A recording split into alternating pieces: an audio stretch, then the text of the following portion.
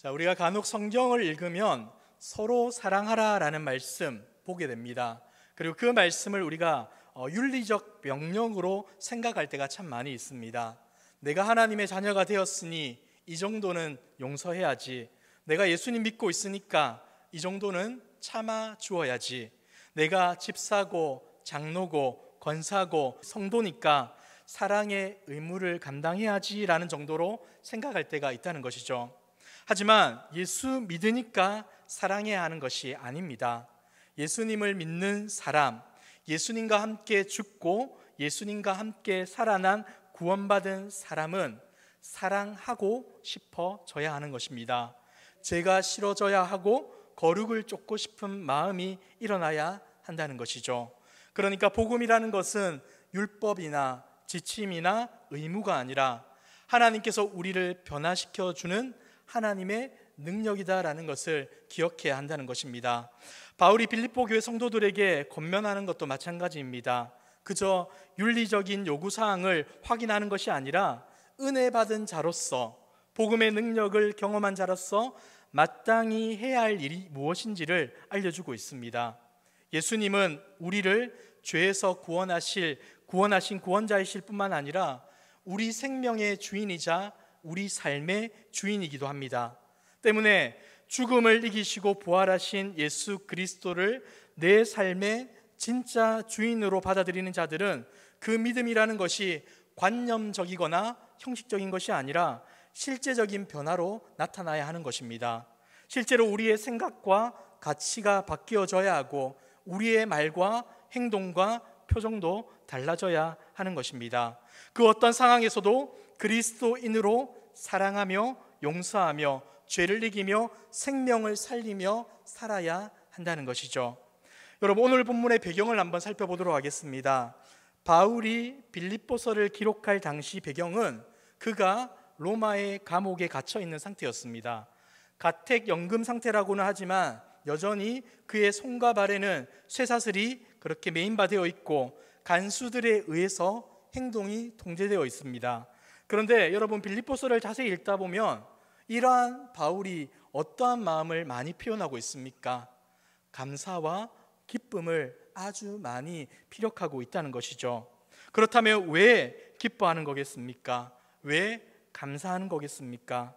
감옥에 있음에도 복음은 더 영광스럽게 증거되고 복음의 가치가 많은 성도들을 통하여서 확실하게 증명되고 있었기 때문에 이것으로 말미암아 기뻐하고 즐거워하고 감사했던 겁니다. 자신이 갇혀 있음에도 불구하고 복음의 퇴보가 일어난 것이 아니라 복음의 진보가 발생하였기 때문에 그는 기뻐하고 감사했습니다. 그러면서 1장에서 가장 핵심적인 권면이 있다면 이것입니다. 여러분, 제가 감옥에 갇혀 아무 일도 못하고 있으니 여러분이 2배나 되는 일을 하십시오, 이것이 아니라 오히려 이렇게 고백합니다. 27절에 보시면 같이 한번 읽어볼까요? 시작. 오직 너희는 그리스도의 복음에 합당하게 생활하라. 이는 내가 한 뜻으로 복음의 신앙을 위하여 협력하는 것과. 아멘. 뭐라고 권면합니까? 오직 너희는 그리스도의 복음에 합당하게 생활하라. 나를 대신해서 더 많이 수고하고 더 많이 복음을 전파하고 더 많은 노력을 하라가 아니라 그리스도의 복음에 합당한 삶을 살아내라라고 말씀하고 있는 것이죠. 복음에 합당한 시민 노릇해라, 천국 백성으로 부끄럽지 않는 삶을 살아가라라고 말씀하고 있습니다. 이것이 바울의 가장 중요한 관심이었는데 로마 시민이 아니라 이스라엘 백성이 아니라 천국 백성으로서 예수님을 왕으로 섬기는 하나님 나라의 시민으로서 합당하게 살아가십시오라는 권면을 하고 있다는 것입니다. 자, 그러면서 복음에 합당한 삶의 자리에서 가장 중요한 것이 무엇입니까? 우리가 지난 시간에 보았지만 하나 되는 공동체를 이루는 것입니다. 이것을 다른 말로 하자면 서로 사랑하는 것이다 라고 표현할 수 있다는 것이죠. 그리스도 안에서 권면하고 사랑으로 위로하고 성령 안에서 교제하며 자비와 긍휼을 베풀라는 말을 한마디로 요약하자면 서로 사랑하십시오라는 말과 동일합니다. 이렇게 서로 사랑하되 어떻게 사랑하라고 합니까? 2절에 보시면 마음을 같이하여 같은 사랑을 가지고 뜻을 합하여 한 마음을 품으면서 사랑하라고 말씀하고 있습니다.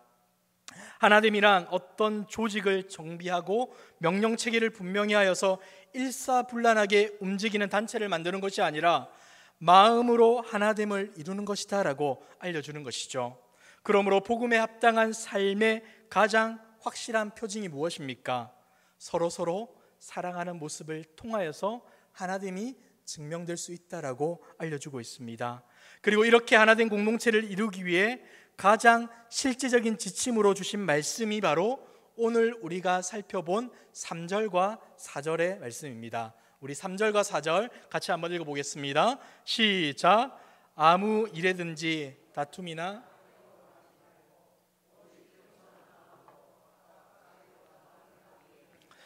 각각 자기 일을 돌볼 뿐더러 또한 각각 다른 사람들의 일을 돌보아 나의 기쁨을 충만하게 하라. 아멘. 여러분, 첫 번째 뭐라고 합니까? 다툼과 허용으로 하지 말라고 했습니다. 3절을 다시 보시면 아무 일에든지 다툼이나 허용으로 하지 말고, 다투지 말고 그 대신에 뭘 하라는 겁니까? 오직 겸손한 마음으로 각각 자기보다 남을 낮게 여기십시오라고 했습니다. 여러분, 여기에 보면 다툼이라는 그 단어가 있는데 이 헬라어 단어는 내가 하루에 일한 만큼의 정당한 보상을 받지 못했기 때문에 불평하고 다투는 것을 뜻합니다. 자, 그런데 마땅한 보상을 바라며 다투는 것, 이것은 기독교의 근본 정신이라고 할 수 있는 은혜와는 거리가 먼 단어이지 않겠습니까? 사랑, 봉사, 감사와도 해당되지 않는 그러한 단어입니다. 교회 안에서 정당한 보상을 받아야겠다, 내 권리를 찾아야겠다라는 태도는 다툼만 일으킬 뿐입니다. 우리가 다투는 이유도 잘 생각해 보십시오. 다 이런 이유입니다. 내가 억울하게 욕을 먹게 되었을 때, 내가 받아야 할 인정이나 칭찬을 받지 못했을 때, 내가 겪지 않아도 되는 고생을 하거나 내가 수고했지만 엉뚱하게도 다른 사람이 이득을 보고 다른 사람이 칭찬을 들을 때, 우리는 이러한 상황을 맞이하게 될 때 쉽게 분을 내고 다투게 됩니다. 자기의 생각이 옳다고 판단하며 자기가 손해보았다고 생각하니까 다투게 되고 하나 되지 못하는 것 아니겠습니까? 두 번째로 허영이란 무엇입니까? 공허한 영광을 추구하는 것입니다. 자신을 과대평가하거나 실제보다 과한 칭찬과 영광을 기대하는 것이 바로 허영입니다. 그러니까 허영심이라는 것은 하나님의 영광을 구하지 않고 자신의 영광을 구하는 교만이고, 동시에 다른 사람보다 내가 더 낫다고 생각하는 우월감이라고 표현할 수 있는 겁니다. 이러한 허영심에 사로잡힌 사람들은 아무리 진실을 말해주고 올바른 자료를 보여줘도 사실을 믿지 않습니다. 자신의 환상에 빠져서 그것들을 인정하지 않는다는 것이죠. 바른 말을 해줘도 우습게 여기고 자신의 옳은만을 주장하고 고함을 지르다가 관계를 망가뜨립니다. 심지어 다투게 되는 경우도 참 많이 있게 되죠. 이러한 사실을 알았던 바울은 갈라디아 교인들에게 이러한 말을 합니다. 갈라디아서 5장 26절입니다. 같이 한번 읽겠습니다. 시작. 헛된 영광을 구하여 서로 노엽게 하거나 서로 투기하지 말지니라. 여기서 헛된 영광이 바로 허영입니다. 허영심이 가득 찬 오만한 사람들은 각각 자기가 칭찬 듣고 자기가 인정받으려 하기 때문에 결국 서로를 노엽게 만들고 서로를 시기하게 만들고 교회의 일치를 깨뜨리게 되는 것입니다. 자기가 마땅히 받아야 할 보상이라고 생각하여서 자기가 옳다고 주장하기에 다툼이 일어나고 자기 명예와 자존심을 구하는 허영심이 다른 사람과의 관계를 깨뜨리게 된다라고 알려주고 있다는 것이죠. 근데 여러분, 잘 생각해 보십시오. 이 모든 것들에는 자기 중심적인 이기심이 자리하고 있습니다. 자기가 옳다고 주장하고 자기의 자존심과 명예를 구하는 것이 자신의 중심에 자리 잡고 있기 때문에 이러한 다툼이 일어난다라는 것을 우리는 알아야 한다는 것이죠. 우리가 다투는 이유는 늘 자기가 옳고 자기가 잘났다고 생각하기 때문입니다. 내가 부족하고 틀릴 수 있다는 생각을 갖는다면 결코 싸움이 일어나지 않습니다. 다시 말해서 싸움의 근본적인 원인은 자기만을 믿는 자만심과 교만에서 나오는 부산물이다라고 볼 수 있는 것이죠. 그러므로 다툼과 허영으로 하지 말라는 말씀은 어떤 말입니까? 여러분, 교만하지 마십시오. 자신만이 옳다고 주장하지 마십시오라는 그 말씀을 하고 있는 겁니다. 여러분, 당시 빌립보 교회에는 두 부류의 사람들이 있었다고 합니다. 한 부류는 유대계 기독교인들이고 또 다른 한 부류는 헬라계, 그러니까 유대인이 아닌 다른 이방인 기독교인들로 구성되었다는 것인데, 이들은 서로 다른 혈통적 신분 때문에 서로 비방하고 서로 잘났다고 자랑을 했습니다. 유대인들 같은 경우는 어떻겠습니까? 자신들이 받은 할례를 자랑으로 여겼습니다. 자기들만이 아브라함의 참된 후손이다, 하나님의 선택된 백성이다라고 자부하면서 다른 사람을 무시했던 것이죠. 반면에 헬라인들은 어떻습니까? 자신들이 우수한 헬라 문명을 가진 자들이다라고 자랑했습니다. 그러면서 다른 민족들은 미개한 족속이라고 생각하며 업신여겼던 것이죠. 이들 모두는 예수를 믿는다고 하면서도 예전에 가지고 있던 생각들, 가치들을 그것들에서 헤어나오지 못하고 있었습니다. 그래도 우리 민족이 어떤 민족인데 아무리 겸손하라 하지만 저들보다 우리가 우월한 것은 사실이지 않습니까? 라고 하면서 자신을 과대평가하고 자신이 옳다고 주장하며 다투기 시작했던 겁니다. 자, 그런데 여러분, 이러한 교만한 생각들을 가진 사람들, 이 사람들의 기저에는 뭐가 있습니까? 교만이 있는 것이고, 반대로 말하자면 하나님의 복음이 자리 잡고 있지 않다라는 것, 우리는 반드시 기억해야 한다는 것이죠. 모두 다 복음과는 상관없는 것으로 다투고 싸움하고 시기하고 불평했다는 것, 우리는 기억해야 합니다. 어쩌면 우리 속에도 이런 다툼과 허영, 잘못된 교만이 있을 수가 있습니다. 혈통, 경제적 계급, 문화적 전통, 학력 등으로 사람을 평가하고 겉으로는 겸손한 척하지만 내면으로는 그래도 내가 당신들보다는 좀 달라, 나라고 하면서 교만을 품기도 합니다. 교회가 이런 것으로 편을 만들어 싸운다면 너무나 안타까운 일 아니겠습니까? 우리 자신이 어떠한지를 한번 물어봅시다. 나에게 이런 다툼과 허영이 전혀 없는지, 내가 정당한 보상을 받지 못하고 있다는 생각으로 억울해하며 속으로 화를 삭히고 있지 않은지 살펴보아야 합니다. 자기가 대단한 사람이라고 생각하며 그래도 난 저 사람들과는 달라 하는 마음이 없습니까? 만약 그렇다면 지금 내 마음에 십자가의 은혜와 생명의 복음이 없다라는 것을 증명해 주는 그 모습이라고 볼 수 있습니다. 겸손하지 못한 마음, 남을 무시하는 악한 마음이 가득 차 있기 때문에 다른 사람을 판단하고 다른 사람들을 깔보고 다른 사람을 무시하게 되는 것입니다. 지금 우리는 무엇으로 사람들을 판단하고 있습니까? 소양 있는 사람들은 학력, 직장, 교양, 경제력 같은 것들로 사람을 평가해서는 안 된다고 주장합니다. 근데 말은 그렇게 하면서도 우리도 모르는 사이에 이런저런 기준으로 판단하고 다른 사람을 무시하고 업신여긴 것 있지 않습니까? 하나님의 은혜로 예수를 믿어 그리스도인이 된 자들도 이렇게 할 때가 있습니다. 근데 여러분, 우리는 결코 그러한 모습으로 살아가서는 안 되는 것입니다. 우리는 이미 허물과 죄로 죽었던 자요, 영원한 지옥 형벌을 받을 수밖에 없던 죄인임을 아는 자들입니다. 때문에 우리는 결탄코 다른 사람들을 업신여길 수 없는 것이죠. 사랑하는 성도 여러분, 나의 어떠함을 아는 자들은 결코 교만할 수 없습니다. 함부로 교만할 수 없습니다. 도리어 우리가 부족하고 연약하고 한계투성이이고 죄로 말미암아 죽었던 자인 줄을 안다면 하나님 앞에 어떠한 자세로 나아가겠습니까? 하나님, 저는 이렇게 부족합니다. 하나님, 저는 이렇게 연약합니다. 하지만 이런 저희를 용서해 주시고 사랑해 주시고 하나님의 자녀 삼아 주셔서 감사합니다. 이것이 바로 하나님의 은혜를 받은 우리의 마땅한 모습이어야 한다는 것이죠. 다른 사람을 귀히 여기고 존중할 수밖에 없습니다. 십자가의 복음, 생명의 복음은 우리의 생각과 가치를 바꾸어 주기 때문입니다. 다툼과 허영으로 하지 말라는 것은 각각 자기에게 초점을 맞추지 말라라는 말과도 같을 겁니다. 자기의 이익과 자기의 영광을 추구하는 삶을 살지 말아라라는 것이죠. 예수님을 믿는 사람은 자기에게 초점을 맞추지 않습니다. 왜 그렇습니까? 자기의 육체의 욕심과 정욕과 탐심을 어디에다 못을 박았습니까? 십자가에 못 박은 자들이기 때문이죠. 진정 십자가를 경험한 사람, 십자가를 통과한 사람, 그리고 부활의 능력을 맛본 사람은 자기의 권리를 찾으려고 다투지 않습니다. 허영심에 가득 차서 자기 명예를 위해 하나님의 영광을 침범하거나 다른 이웃의 영예를 깎아내리려고 하지도 않습니다.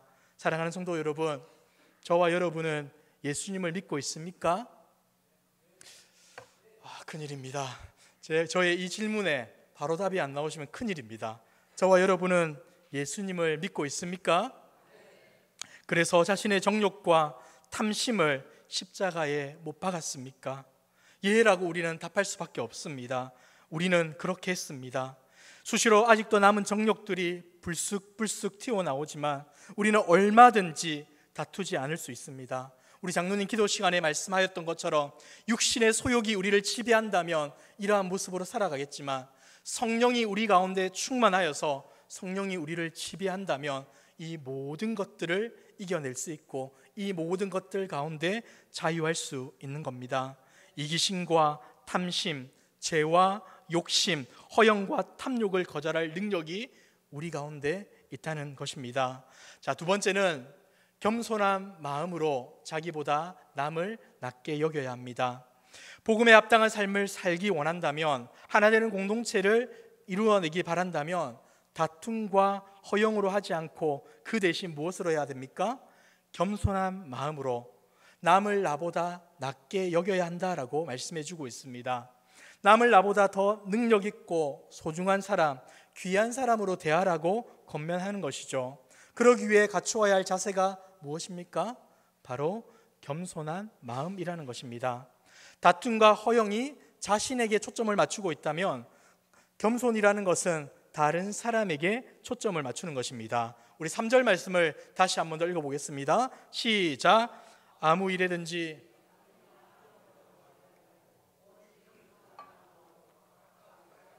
남을 낮게 여기고.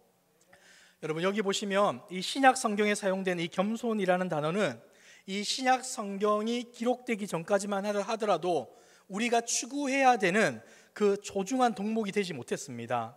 왜냐하면 여기에 사용되는 겸손한 마음이라는 것은 예전에는 노예와 같은 마음, 확신이 없는 마음, 비천한 상황에 처해 있는 마음과 같은 부정적인 의미로 사용되었기 때문입니다. 그런데 신약 성경이 기록되면서 비로소 이 단어가 성도가 가져야 할 아름다운 덕목으로 이렇게 올라오게 된 것이죠. 그러나 엄밀히 생각하자면 지금도 이 겸손한 마음은 우리가 추구해야 할 소중한 덕목으로 여겨지지 않고 있지는 않습니까? 겉으로는 소중하다라고 말을 합니다. 벼는 익을수록 머리를 숙인다라고 하면서 많이 배울수록 높은 자리에 올라갈수록 겸손해야 한다라고 가르칩니다. 그래야만 많은 사람들에게 존경받고 욕먹지 않는다고 말합니다.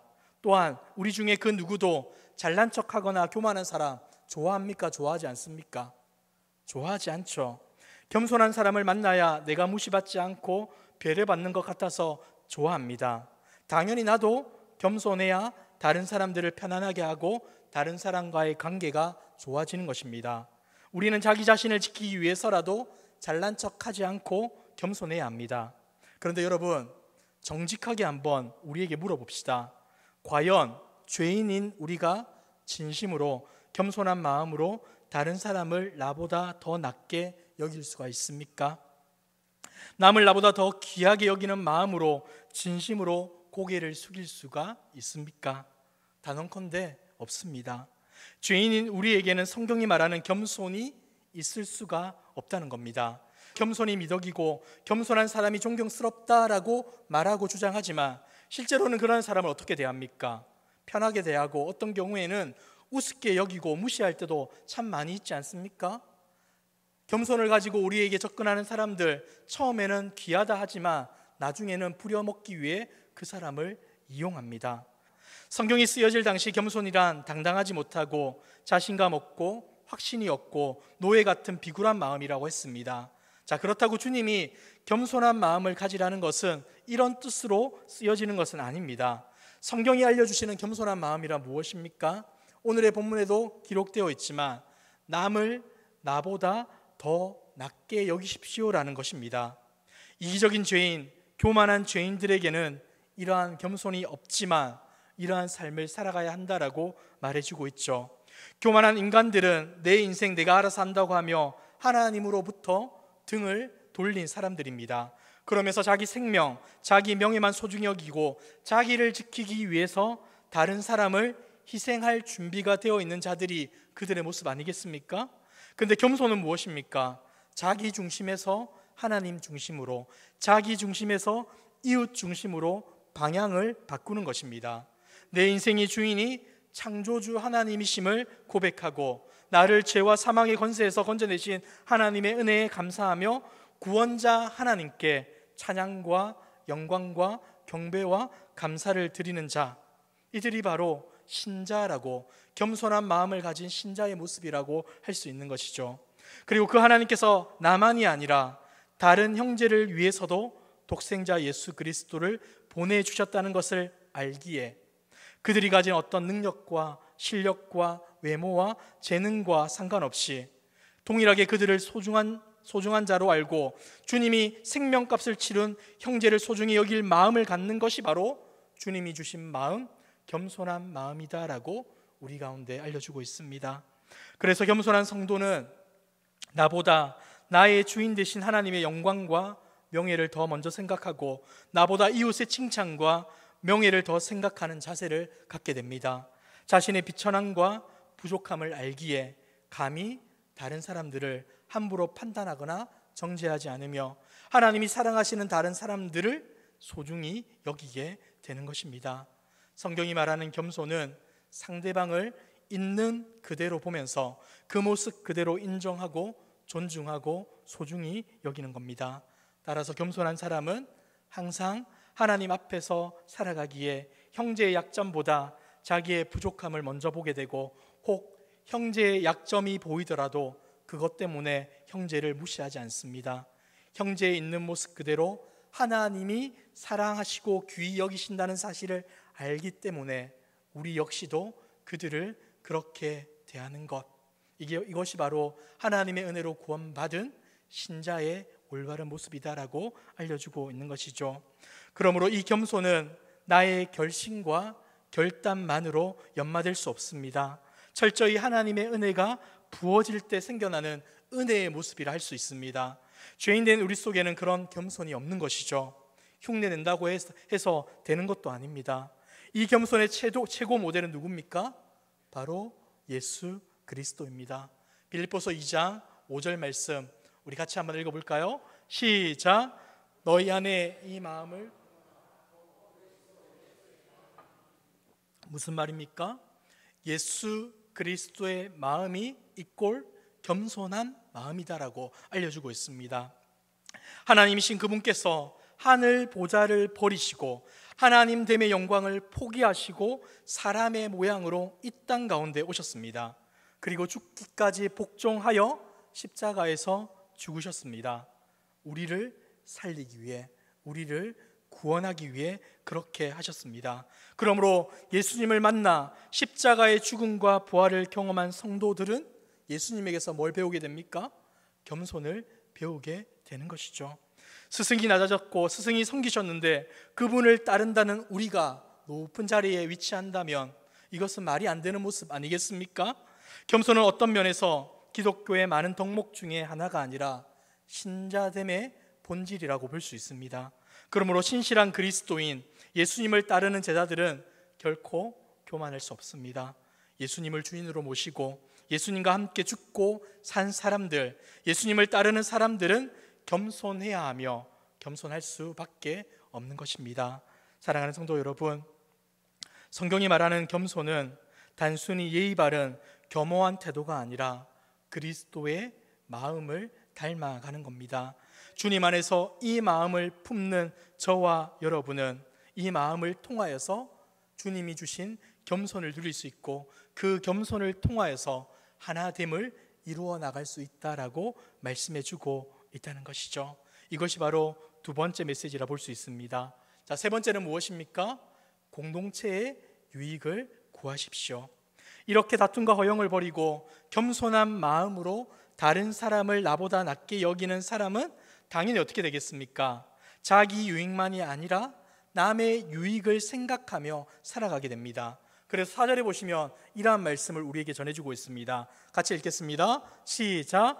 각각 자기 일을 돌볼 뿐더러 또한 각각 다른 사람들의 일을 돌보아 나의 기쁨을 충만하게 하라. 여러분, 이 본문을 공동 번역에서는 이렇게 번역합니다. 저마다 제 실족만 차리지 말고 남의 이익도 돌보십시오. 확 와닿지 않습니까? 저마다 자기 실속만 차리지 말고 남의 이익도 돌보십시오. 자기 일도 하지만 다른 이들의 일도 돌아보아야 한다라고 알려주고 있는 것이죠. 자기 일이나 철저히 하고 그 이후에 시간이 남으면 남의 일을 하라는 것이 아니라 둘 다의 일을 돌아보라. 공동의 이익을 생각하라. 더 정확히 말하자면 자기의 일이든 남의 일이든 공동체의 유익으로 생각하고 일하라라고 말해주고 있는 겁니다. 다른 말로 하자면 자기 일에 대한 관심이 다른 사람과 공동체의 유익을 위한 것이 되도록 자기의 일을 하면서도 다른 사람을 늘 생각하며 일을 해라라고 알려주고 있는 겁니다. 항상 공동체를 생각하는 태도로 노력하고 수고하고 헌신하라는 것이 사도 바울이 우리에게 전해주는 말씀이죠. 바울은 고린도 교회 성도들에게 말하기를 이렇게 말했습니다. 누구든지 자기의 유익을 구하지 말고 남의 유익을 구하라. 그리고 뿐만 아니라 사랑장이라고 할 수 있는 고린도전서 13장 5절 말씀에 보면 이런 말씀이 나옵니다.